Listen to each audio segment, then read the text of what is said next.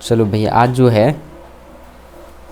पिछली क्लास में हमने वैदिक काल के बारे में पढ़ा। ऋग्वैदिक काल, उत्तर वैदिक काल, उससे पहले सिंधु घाटी सभ्यता और उससे पहले पाषाण काल। तो पाषाणकालीन जो सबसे पहले जो खोज हुई थी वो क्या थी? जो मानव कंकाल की सबसे पहले खोज करी वो कहाँ पे की गई? पल्लावरम में, रॉबर्ट ब्रूस फूट ने। ठीक है ना। भारतीय पुरातत्व के जनक किसे कहा जाता है? और उत्तराखंड में पुरातत्व के जनक हिंडनबर्ग को कहा जाता है। चावल के साक्ष्य सबसे पहले कहाँ से प्राप्त हुए? और कृषि के साक्ष्य सबसे पहले किस काल से प्रारंभ हुए? नवपाषाण काल से। पशुपालन के साक्ष्य सबसे पहले मध्यपाषाण काल से। ठीक है। तांबे की इक्का गाड़ी कहाँ से प्राप्त हुई? अच्छा, कहाँ से किन्नर तक की मूर्ति?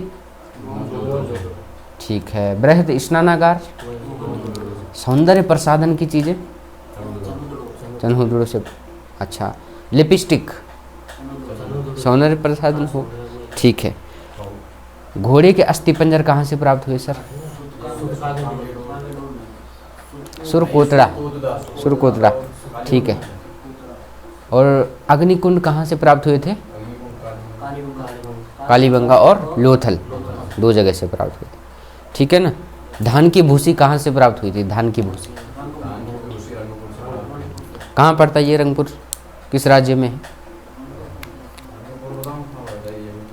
हाँ जी, वही बताना है। रंगपुर कहाँ पड़ता है ना? रंगपुर पड़ता है रुद्रप्रयाग में, नहीं? महाराष्ट्र के ठीक ऊपर में कौन सा स्टेट है? गुजरात में पड़ता है। गुजरात में सिंधु घाटी सभ्यता के सबसे ज़्यादा स्थल पाए गए थे, इसलिए इसको क्या कहते हैं? लघु सैंधव सभ्यता भी कहते हैं। ठीक है ना। लोथल को कहा जाता है, वहाँ पे अधिकांश चीज़ें। तो ये सारी चीज़ें हो गई। चलो भाई बताओ, अग्नि का कितनी बार उल्लेख मिला है?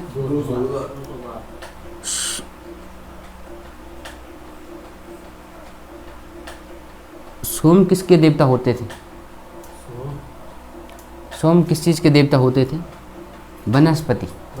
वनस्पतियों से उस टाइम रस निकाला जाता था, यानी कि एक प्रकार का पेय पदार्थ होता था, उसे सोम रस कहते थे। ठीक है ना। सबसे अधिक बार कौन सी नदी का प्रयोग किया गया है? ठीक है। तो ये सारी चीज़ें हो गई थी। बुद्ध के बारे में पढ़े, लेकिन सेकंड वाला जो वीडियो है वो सही से रिकॉर्ड नहीं हो पाया भाई, उसमें दिख नहीं रहा है साफ से, वो अपलोड बाद ही में होगा। ठीक है ना। अभी ये पढ़ते चलते हैं। तो लेकिन पहला लेक्चर ठीक था। गौतम बुद्ध का जन्म कहाँ हुआ था? लुम्बिनी। बहुत बढ़िया। कब हुआ था सर? बहुत बढ़िया है। और इनकी मृत्यु कब हुई? ठीक है। इनमें 4 बौद्ध संगीतियाँ हुई। पहली बौद्ध संगीति कहाँ पे हुई थी? नहीं, राजगृह। दूसरी कहाँ पे हुई? हाँ, वहीं हुई। तीसरी, चौथी कुंडलवन, कश्मीर में। पहले में राजा कौन थे? उस अजातशत्रु। दूसरे में कालाशोक। तीसरे में अशोक। और चौथे में कनिष्क। ठीक है ना। इसके घोड़े का नाम क्या था? ठीक है। इसके सारथी का नाम? ठीक है। इसकी माता का नाम? ठीक है, प्रजापति। ठीक है, जो भी है। पिताजी का नाम क्या था इनका? ठीक है। तो आज जैन धर्म के बारे में स्टार्ट करते हैं। ठीक है सर। जैन धर्म के बारे में एक बार देखेंगे, जरा चेक करेंगे क्या ये दिख रहा है रेड कलर में? जैन धर्म के बारे में दिख रहा है ना? ठीक है। तो जैन धर्म के बारे में आज पढ़ के चलेंगे। ठीक है। कोशिश करेंगे कि पूरा हो जाए, ना हो तो फिर अगले दिन देखेंगे। ठीक है ना। चलो जी, जैन धर्म के बारे में स्टार्ट करते हैं। तो जैन धर्म जो है, जो जैन शब्द है, जैन जो है संस्कृत भाषा के जिन शब्द से निकला हुआ है। किससे निकला हुआ है? जिन शब्द से निकला हुआ है। जिन का शाब्दिक अर्थ होता है विजेता। क्या होता है? विजेता। जिन जो है, जैन जो है जिन शब्द से निकला हुआ है। और जिन किस भाषा का शब्द है? संस्कृत भाषा का। और जिन का जो शाब्दिक अर्थ होता है वो क्या होता है? विजेता। अब विजेता किस चीज़ का? इंद्रियों पर विजय प्राप्त करने वाला। क्या होता है? इंद्रियों पर विजय प्राप्त करता है। जो किस पर? तो उसे कहा जाता है विजेता। तो इस धर्म में, जैन धर्म में, जिस भी व्यक्ति को पूर्ण ज्ञान हो जाएगा, है ना, जिसको जो अपनी इंद्रियों पर क्या कर लेगा? विजय प्राप्त कर लेगा, उसको कहा जाएगा कैवल्य। क्या कहा जाएगा उसको? कैवल्य। और उस व्यक्ति को जिसको पूरा ज्ञान प्राप्त हो जाएगा इस संसार का समस्त ज्ञान, जो अपनी इंद्रियों पर विजय प्राप्त कर लेगा, उसे कहा जाएगा, उस व्यक्ति विशेष को कैवल्यन। क्या कहा जाएगा? कैवल्यन। यहाँ पर किसी मतलब पूर्ण ज्ञान को कहते हैं यहाँ पे कैवल्य। क्या कहते हैं? कैवल्य, पूर्ण ज्ञान। अगर किसी व्यक्ति को हो जाता, तो जो तीर्थंकर थे तो उनको ऐसे ज्ञान प्राप्त हुआ था कि पूरा ज्ञान जिसको प्राप्त होगा उसे क्या कहते थे? कैवल्य। वो बाद में लिखेंगे हम। हाल फिर जिन शब्द का अर्थ क्या है? विजेता। और विजेता का शाब्दिक अर्थ इंद्रियों पर काबू या विजय। ठीक है। इसमें दूसरी चीज आती है कि इसमें कुछ तीर्थंकर आते हैं। क्या आते हैं? तीर्थंकर। तीर्थंकर का मतलब होता है, तीर्थ का मतलब होता है यहाँ पे नियम। तीर्थ का मतलब क्या होता है? नियम। और कर का मतलब होता है जो पार कराती है। ऐसे नियम या संग्रह जो इस भवसागर से, इस सांसारिक जीवन से मनुष्य को पार कर देती है, तो उसे क्या कहते हैं? तीर्थंकर कहते हैं। तो 24 तीर्थंकर हुए। इसमें कितने तीर्थंकर हुए? 24। तो तीर्थंकर का क्या मतलब समझे भाई? ऐसे नियम या कानून जो इस भवसागर से मनुष्य को क्या कर दे? पार कर दे। तो उन्हें कहा गया तीर्थंकर। बाद में इन तीर्थंकरों ने अपने अपने उपदेश दिए, है ना। उसमें महत्वपूर्ण होंगे बाद में महावीर स्वामी और पार्श्वनाथ, जो ज़्यादा महत्वपूर्ण हैं। बाकी भी हैं। तो कितने तीर्थंकर थे? यानी कि जैसे गुरु होते हैं, तो वैसे जैन धर्म में भी क्या थे? तीर्थंकर थे। तो कितनी उनकी संख्या? 24। और एक मूल बात याद रखेंगे कि जैन धर्म के बारे में हमें जानकारी भी तो मिलेगी। जैसे हमने पढ़ा था कि इतिहास को पढ़ने के लिए हमें 2 चीज़ चाहिए, पुरातात्विक स्रोत और साहित्यिक स्रोत।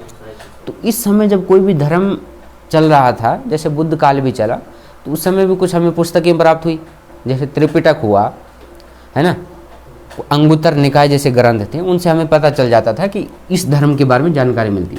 तो जैन धर्म के बारे में जो हमें जानकारी मिलती है वो कुछ ग्रंथ हैं या कुछ पुस्तकें हैं, तो उसको लिख लीजिए। परीक्षा में आता है ये भगवती सूत्र एक पुस्तक का नाम है ये, ठीक है। दूसरे का नाम है परिशिष्ट पर्वन। क्या है? परिशिष्ट पर्वन। परिशिष्ट पर्वन, भगवती सूत्र, और एक है कल्प सूत्र। क्या है? कल्प सूत्र। तो ये 3 पुस्तकें हैं, महत्वपूर्ण पुस्तकें जो हमें जैन धर्म के बारे में जानकारी देती। बाकी आगे भी हैं जो जैनों के द्वारा बाद में आगम बनाए गए थे। आगम ये भी ग्रंथ हैं एक प्रकार से, लेकिन अगर पूछा जाएगा तो ये पेपर में आते ही हैं, ठीक है ना। भगवती सूत्र, परिशिष्ट पर्वन या कल्प सूत्र का संबंध किस धर्म से है? जैन धर्म से है। अंगुत्तर निकाय का संबंध किससे है? तो बौद्ध धर्म से है। तो जैन धर्म के बारे में हमें जानकारी मिलती है किससे? भगवती सूत्र, परिशिष्ट पर्वन और कल्प सूत्र। बाकी जो बाद में आगम लिखे गए थे वो भी, ठीक है। जिन हो गया आपका, तीर्थंकर हो गए, कितने हैं? 24। अब आपको 24 के 24 याद तो नहीं करने, इसमें से जो महत्वपूर्ण है, इसके जो संस्थापक रहे होंगे, एक तो वो होना चाहिए पता कि इस धर्म का संस्थापक कौन था, और इसके जो महत्वपूर्ण तीर्थंकर हुए उन्होंने क्या काम किया, उस चीज़ के बारे में हमें पता होना चाहिए। तो देखिए, इसके जो संस्थापक थे साहब, क्या थे? संस्थापक। जैन धर्म की जो शुरुआत हुई, तो इसके पहले तीर्थंकर माने जाते हैं कौन? ऋषभदेव। कौन माने जाते हैं? ऋषभदेव। ऋषभदेव कौन है? ठीक है, संस्थापक पूछा जाएगा तो ऋषभदेव। ऋषभदेव के बाद जो द्वितीय नंबर पर आते हैं उनका नाम है अजितनाथ। क्या है? अजितनाथ। पूरे याद रखने वैसी। अजितनाथ पहले है ऋषभदेव, फिर अजितनाथ, फिर क्या है? संभवनाथ। संभवनाथ क्या है? संभवनाथ। क्रमशः ये पहला है, दूसरा है और तीसरा है। चौथे का नाम है अभिनंदन।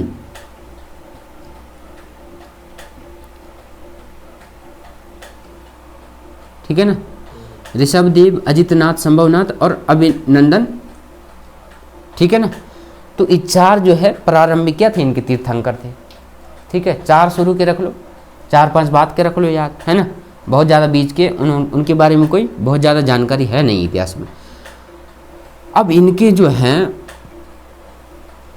प्रतीक चिन्ह पूछे जाते हैं। क्या पूछे जाते हैं? कि ऋषभदेव का जो प्रतीक चिन्ह था वो क्या था। ठीक है ना, तो उन चीज़ को भी यहाँ पे लिख लो साइड में। ऋषभदेव का जो प्रतीक चिन्ह था वो क्या था? वृषभ या बैल। क्या था?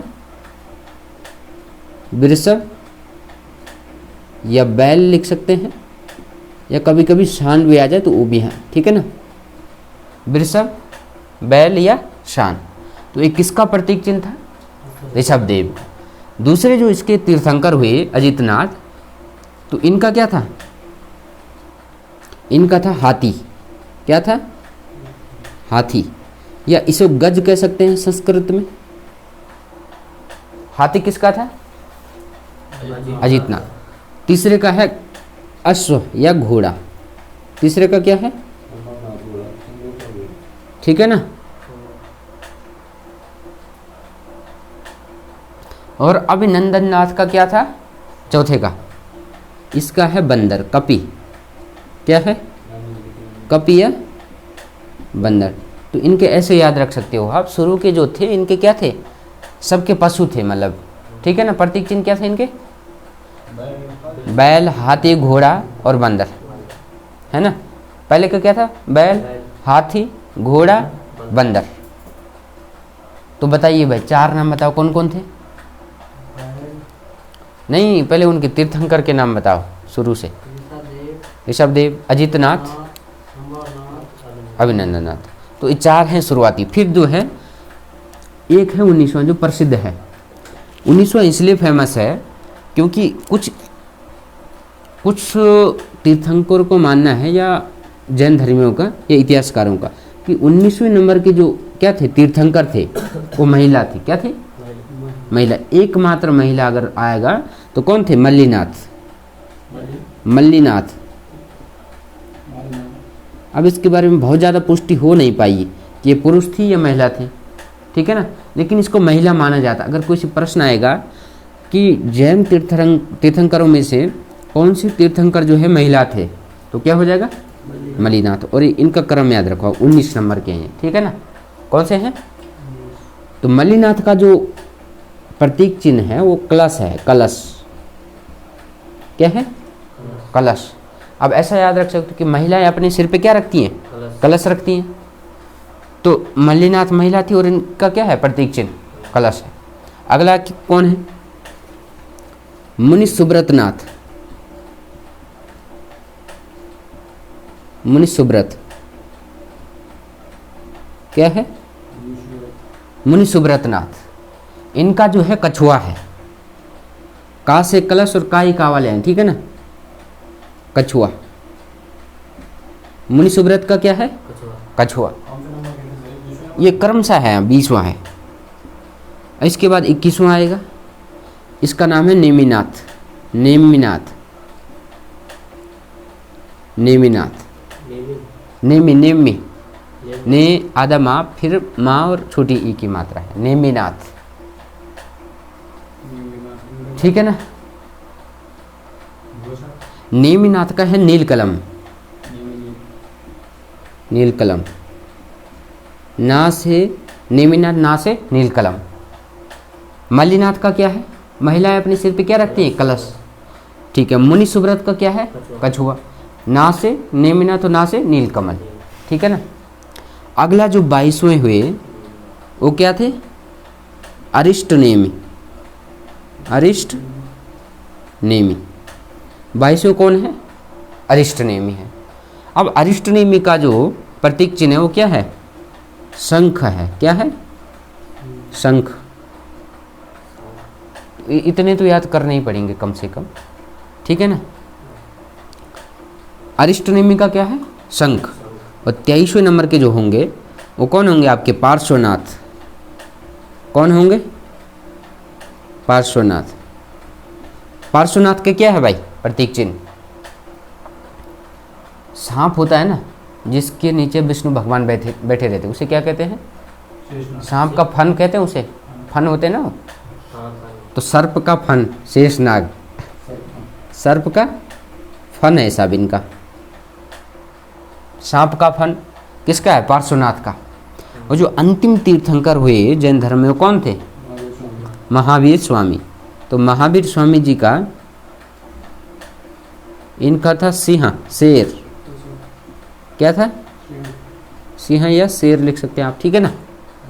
तो ये सारी चीज़ें आपको ध्यान रखनी है ना, ठीक है साहब।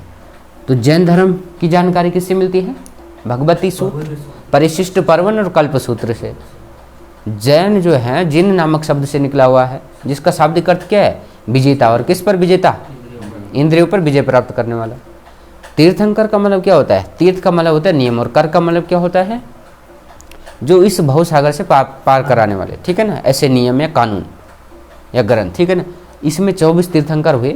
पहले थे ऋषभनाथ, ऋषभदेव, अजितदेव, अजितनाथ, संभवनाथ, अभिनंदन नाथ, फिर 1900 कौन है? मलिनाथ, फिर मुनि सुब्रतनाथ, फिर नेमिनाथ, फिर अरिष्टनेमि और फिर पार्श्वनाथ। अंतिम महावीर स्वामी जी थे।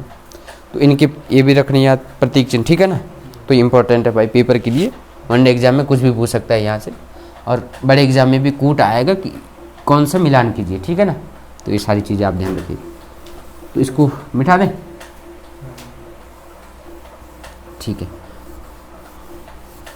इस फैन को बंद कर दीजिएगा, है ना, गर्म तो नहीं हो रहा भाई?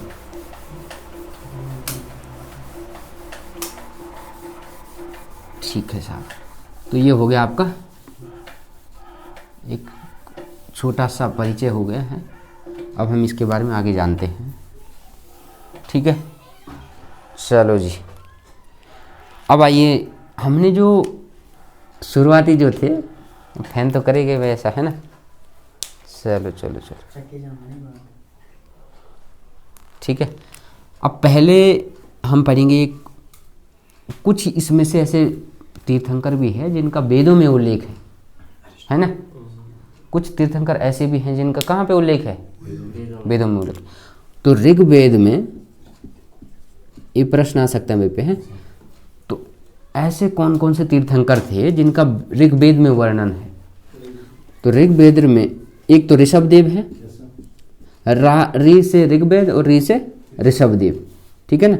ऋषभ देव, और एक है अरिष्टनेमि। अरिष्टनेमि कौन से नंबर के थे? 22वें नंबर के, जिनका प्रतीक चिन्ह क्या था? शंख। ऋषभदेव का प्रतीक चिन्ह क्या था? बैल या सांड। तो ऋग्वेद में 2 तीर्थंकरों का क्या है? वर्णन है। ऋषभदेव को तो ऐसा भी कहा जाता है कि ये विष्णु के अवतार थे। क्या थे? विष्णु के अवतार थे। और इन्हें कहा जाता है कि ये विष्णु के समकालीन थे, ये कृष्ण के समकालीन थे। अरिष्टनेमि को कृष्ण के समकालीन बताया गया, समकालीन। और ऋषभदेव को क्या बताया गया?